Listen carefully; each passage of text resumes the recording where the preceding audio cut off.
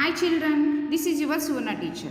Children, the information about solar system is known to us for the past 2 to 300 years after the telescope was made. But how did the people of olden days, that means our ancestors, know so much about the celestial bodies and also about earth? Let us know about some of the interesting constructions of their knowledge. How did people come to an understanding that earth is spherical? In olden days, people felt that earth is flat because it looks like that. However, they had a doubt. If it is flat, how does the water in ocean remains there? Why does it not spill out of the earth? To get clarity, they assumed a fencing around the flat earth. After that, they felt that they may fall from the earth, so they doesn't want to travel more distances.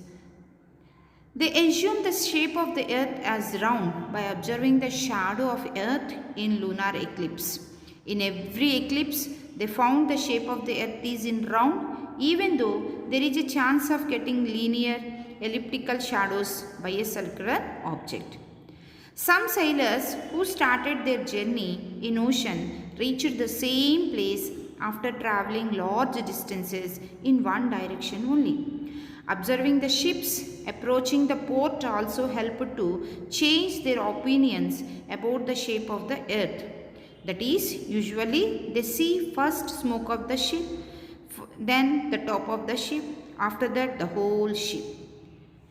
Observations about the momentum of stars and different stars visible from different places on earth also help to think about the shape of the earth.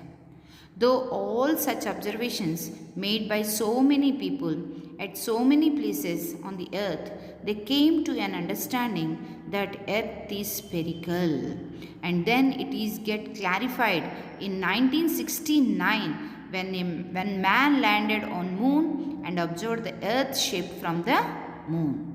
Children, how did people came to an understanding that earth rotates on its own axis?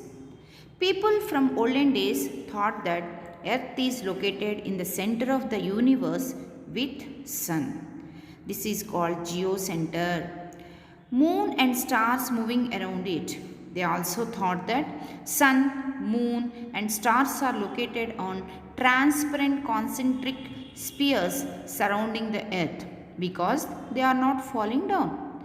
The three spheres are rotating on their axis from east to west. That's why sun, moon and stars appears to revolve from east to west around the earth.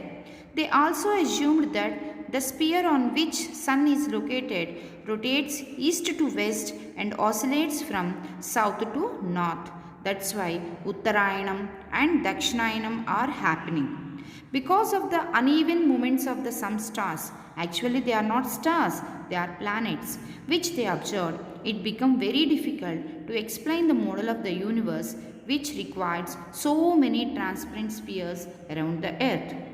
Nicolaus Copernicus suggested that sun is the center of the universe and all other celestial objects are revolving around the sun. Then how do day and night occurs? It was assumed that earth rotates on its axis. This model could explain the occurrence of the day and night. The part which comes in front of the sun is known as day and the part which is other side of the earth will be treated as night. In this way, people come to an understanding that earth rotates on its axis. So children, we should appreciate the scientific attitude and the vision, the thinking power and the logical thinking power of our ancestors.